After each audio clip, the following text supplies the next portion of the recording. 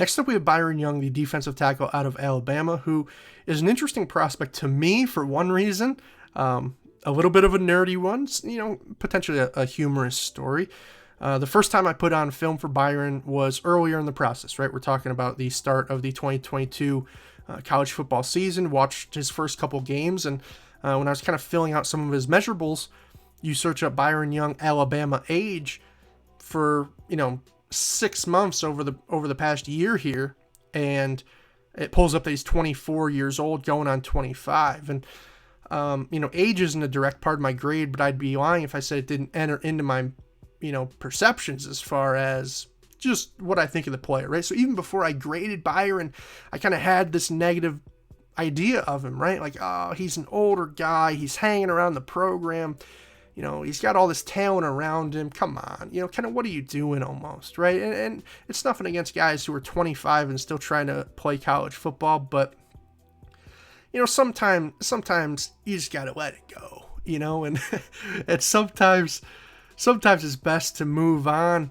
And if you're a draftable guy at 25, you probably were one at 23, right? So just declare at a certain point, and if you weren't a draftable guy, it's probably best to get that news sooner rather than later. Anyway, well, turns out, long story short, Google, don't believe it every time, right? Because they were giving you Byron Young from Tennessee's age, who is an older prospect, who had to go, the whole JUCO route. He worked at a dollar store. They told the story all over the draft and combine, and every time he's been mentioned as far as coverage is concerned. And kind of the second time I came back to Byron, it reframed the entirety of his film.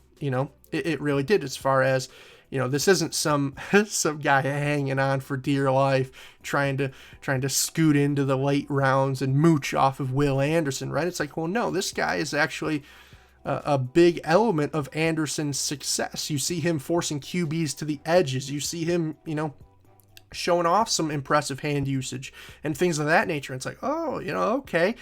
I didn't, it's not that I didn't see it, but it's that I didn't perceive it the same way previously. So for me, the number one positive here is most certainly the age, in the fact that he is only 22 years old and just a run-of-the-mill senior. And not 3 years older. Otherwise, as far as just some notable quick things, the size, a little bit on the smaller side, 6'3", 294. Didn't really impress, I would say, or obviously turn folks away with the combine performance or clearly the pro day, right? But a little bit disappointing on the vert. Solid on the bench. It sort of is what it is, right? He was a guy who I thought was maybe going to bench lower, thought was going to show the explosiveness more. You guys get the picture. As far as the stats, not going to go too far into this because they aren't the best numbers necessarily, but I think for me the best number is all that experience at Alabama, right? All the experience in a big-time program with big-time teammates, with big-time coaching, and just an ability to kind of ideally be a sponge and soak all that up and start to show that through your game. And I think in that regard, Byron has certainly done so, and I think that you can see that in his film. So to me, that's the big positive here. But not a bad senior year as far as 4 sacks, right? 48 tackles, that's solid. Did he have good teammates? Yeah, heck yeah, but he posted good numbers in his own right as well. So as far as how did he get to those numbers, what are the traits looking like? Well, first and foremost, we could just show a whole video of this. It's the explosiveness, the first step, the quickness, the snap anticipation. He's got it all in bunches. Is able to, beat guys across their face, is able to work back over the top. He's able to get home, looping on twists. Just very impressive in that regard. And one of the best grades that I gave any defensive tackle as far as the quickness and explosiveness is concerned here in this draft process. I gave him a 13.5 out of 15. One thing that I should note, because I'm making this video, as I said, a little bit on the fly here. It's the night of day 2. Things just, finished up a few hours ago. So I didn't make a slide for one of my grades. It's the block rec. And I think that in that regard, there's the quickness athletically, but there's also the quickness as far as the mental processing as well. And, you could have the feet to spike across somebody's face, but to realize, hey, this is a reach block, I need to go in that direction. This is a down block, I need to work over, right? Like, it's one thing to get a good jump on the snap, but it's another to capitalize on it. And I thought Byron did a really good job in that regard, and that's why he got 2 of the higher grades in this class in both of those facets. He also got a decently high grade as far as the pass rush ability. Now, for me, this is primarily the hand usage, the bend, and things of that nature, right? Just the understanding of setting up moves and playing counters and whatnot. I thought the hands were pretty good, though, with Byron. Maybe not always the most expansive tool belt, but hey, what he was pulling out, it felt like he was using pretty efficiently, if that makes any sense. Whether it was, you see there, kind of a swim, whether he was swiping, whether he was just trying to bull rush guys, generally pretty solid. And this was kind of what I was citing in my big board video when I said he was all around generally positive as far as an ability to both rush the passer and play the run. I was talking about the hand usage primarily, right? And the ability to, hey, if somebody's in your way, not just run around them, but it's the ability to get their hands off you and get them out of the way in some way, shape, or form. I think he does it, solidly against the run as well. You'll see it here. I would say he's maybe a bit more of a finesse run defender than he is a power guy, which, we'll talk about his ability to anchor and play at the point of attack next here, but no, did a solid job shedding. I think this comes back to some of the good coaching and some of the good experience, right? Is generally, like I said, efficient, not only with his placement of his pass rush moves, but just the hand placement in the chest and ability to bench press guys off of him and create that space and then try and shed and make a play. So I thought he was generally solid. At times, he could get caught up, like I said, a little bit smaller dude. Don't have a ton of clips of those, but I think you'll just have to take my word for it in that regard. Another grade that I don't have showcased here with some clips, but kind of plays into this anchor ability. It was his leverage. I think that sometimes he's just trying to get off the snap so quickly that maybe he can be a little bit high when he's doing it, and that can lead to him getting driven off the ball at times and ceding a little bit more ground than you would like, but still a rather solid grade there.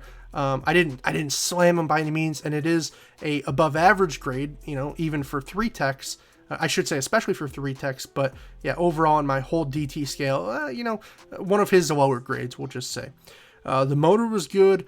Again, not something I have a ton of clips of, but my average grade there's right around a 7.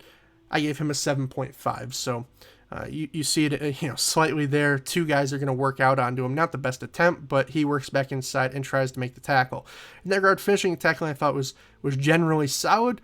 We talked about him posting, some pretty steep tackle figures. I do think at times, though, when you are more of a single gap penetrator, at times, you can just be bursting through that gap so quickly that next thing you know, a step and a half into the play, you find yourself in the backfield and don't even really know how you got there, right? You don't know what's going on. You're not even really seeing what's happening in front of you until it's there. And, while I say he has the mental processing to pick up on what that 300-pound tackle is doing super quickly, when you just burst through the line instantaneously and find yourself in Duvon Achane's face, who runs a 4.3, sometimes things can be a little bit sloppy, and I understand why, right?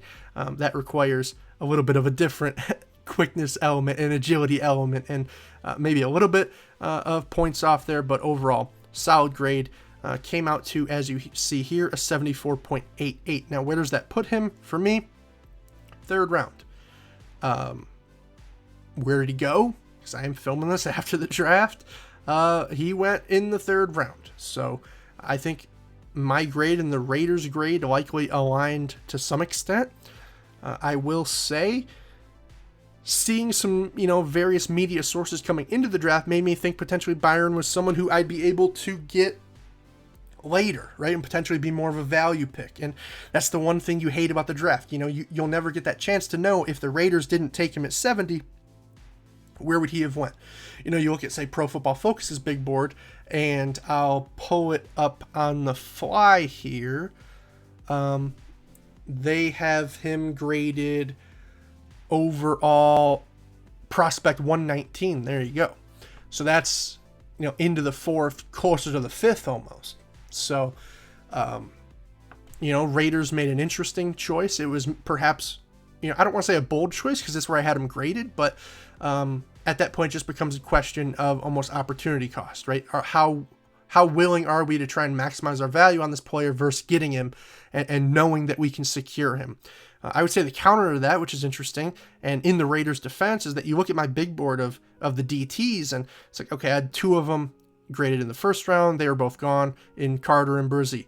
I had 4 of them graded in the second round, 2 of them from the same team, which are still on the board. We'll just put them aside momentarily in Moro Ojomo and Keandre Coburn. The next 2 I had were, Kalijah Kancey and Keanu Benton. They were gone. So then you look at the third round. Well, who's your highest graded D tackle in the third round? It's none other than Byron Young.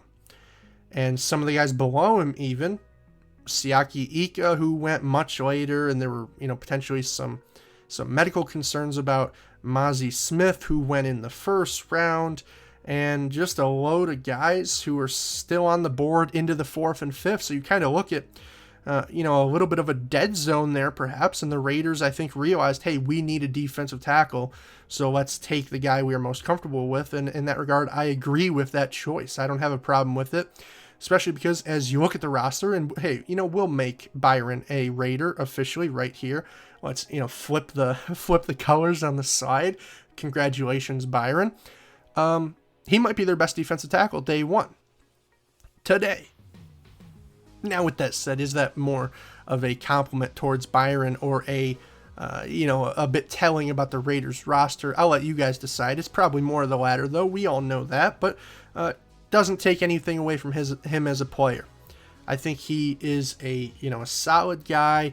I think he's someone that, even if you look at his film and you try and poke some holes in it, like I was maybe trying to when I thought he was a 25-year-old, has been almost. Maybe that's not a fair word to use, but I think you guys get where I'm coming from. Someone just hanging on.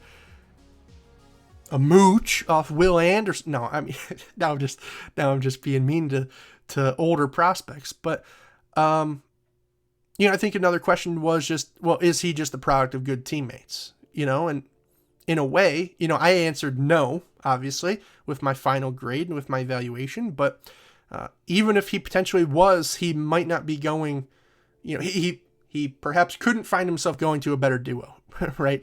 As far as Max Crosby and newly drafted Tyree Wilson are concerned. So in that regard, you talk about 2 guys who are going to be able to force up quarterbacks in the pocket. You talk about a guy in Byron who is barely ever going to have to see a double team, right? Who's not going to be the one commanding the most attention on the team, even though he might be the best D tackle. He's the 3rd best D lineman, right off the bat there, for example, we'll just say, 3rd best on the field at any time. So single blocks, that's where you're going to see the quickness shine. If you could just put him in that B gap and let him get upfield quickly and chase after QBs, he's going to be the one potentially now forcing them into Tyree's arms or into Max Crosby's arms. And when he's not, even if he just deflates it a little bit and works, the depth of the pocket a little bit, those guys are going to bring that QB right up into him. And that's just his job to finish those plays and bring down those opportunities, right? So in that regard, I think Byron has a good chance to be successful. I like the fit in Oakland. Las Vegas, obviously. Apologies for the that one probably hit hard with Raiders fans. I understand. But yeah, really all I have for Byron in this video. I like him. Do I love him? No. Is he going to change your franchise? No. But I think he's a solid player. I think you got solid value, and I think he's a good fit with some of those pieces around him and should make a positive impact on your team on the field in 2023 and beyond. So, with that said, that is really all I have for you guys in this one. A little bit of an impromptu video. I don't usually have this opportunity afterwards to, talk about the team fit and things of that nature, but I've been going back and forth with one of the subs here on the channel. Shout out PigsPig76, who's a Raiders fan. So I figured, hey, I've already watched Byron. I've already got the clips. I've already got the slides. I just got to put a fancy Raiders logo on one of them. Why not just put it together? And, instead of editing some of those other ones that might not do so well, why not guarantee that it will at least do well for one person here on the channel? So shout out to you, Pigs. Hopefully there's more than one Raiders fan here. And if there are, make sure you like, comment, subscribe, and do all that good stuff. I guess subscribing would be, impossible if you're already here. But if you're new here from somewhere else, make sure you subscribe. I did do a video on Tyree Wilson. I'll link it up in the top right here. So with that said, I think I'm going to let you guys go here. It's already getting late on day 2. The night after day 2, getting close to day 3, in fact. So I will hopefully see you guys in the next video. Have a good one.